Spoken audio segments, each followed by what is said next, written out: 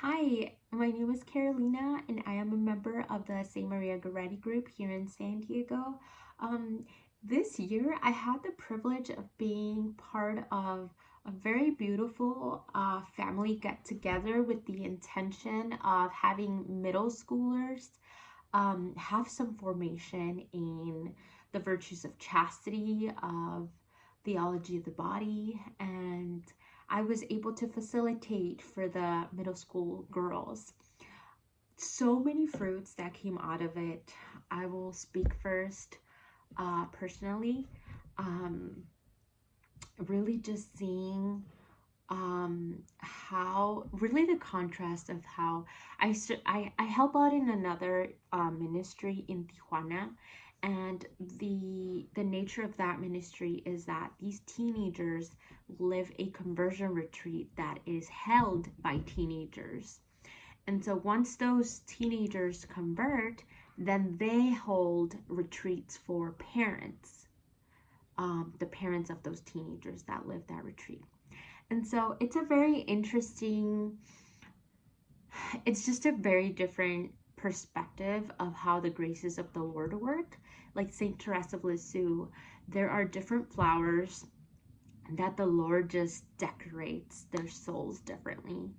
And, there's some souls that He gives a lot of graces to, other souls that are more poor, right? But nevertheless, our Lord is infinitely wise and He knows why He does it. But in these middle school homeschooling students and families, because the parents were present after the formation part, it was so beautiful and inspiring to see how these parents have done such a beautiful job in forming the souls of these souls that were entrusted to them by our Lord. I mean, these girls, they knew what modesty was. They knew what getting them to heaven looked like. They knew what the saints were, their favorite saints. They just were very well formed. Um, and in contrast, this other ministry, I can see that they were trying their best.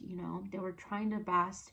The parents weren't even practicing, and so it was just so interesting how the parents of the homeschoolers were just very intentional, obviously homeschoolers, so very intentional about what came in and came out of their souls, of their children's souls. And so it was inspiring for me to see that, wow, the Lord entrusts souls of children to parents, basically like a blank slate. I mean, obviously with the inclination to sin, but pretty free from wounds and all these kinds of things. And for the most part, um, it's like they're basically a product of who they are as parents. And I was just so admired and just in awe of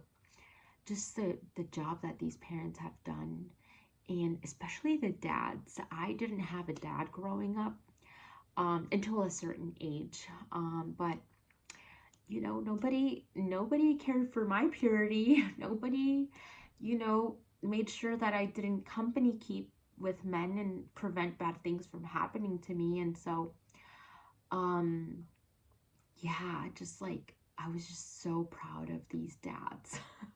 If that makes sense. I was like, wow, these dads are here every Sunday and they care about their little princesses. Like, these little princesses are just so pure, so innocent, but they're so formed in what to look for. And they're like 13, 11, 15, and I'm just like, that opened some personal questions in my heart. I was like, Lord, why did you allow certain things to happen to me? Why didn't I have a dad? And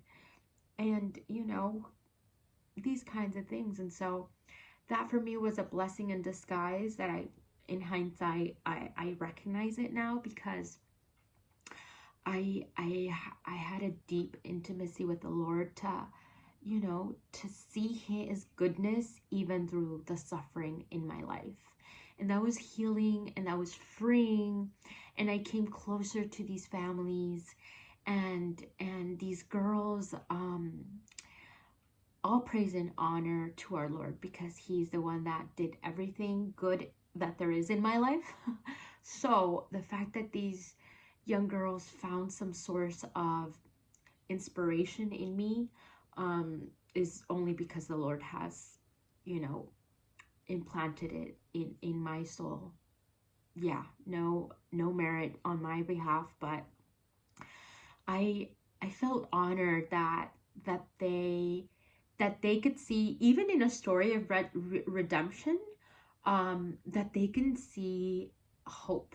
Like, even if things don't go the way that are meant to happen in any occasion, in any scenario, the Lord always has a beautiful canvas in mind for you. And he's good and he's loving, and we got to learn mental prayer, and we got to um just laugh and act and learn about the language of the body. And I got to teach them about courtship and my sister, getting engaged, and then courtship, and then getting married, and then it's just like such a beautiful opportunity of fellowship. And I would always come back home just saying, like, Mom, it was awesome.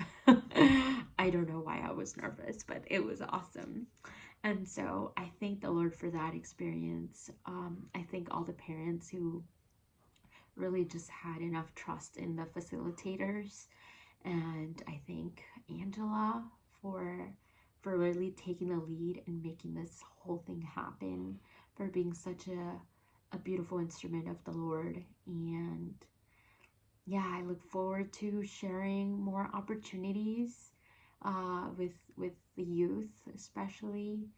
Um, just planting seeds little by little, um, is so fulfilling. Thank you.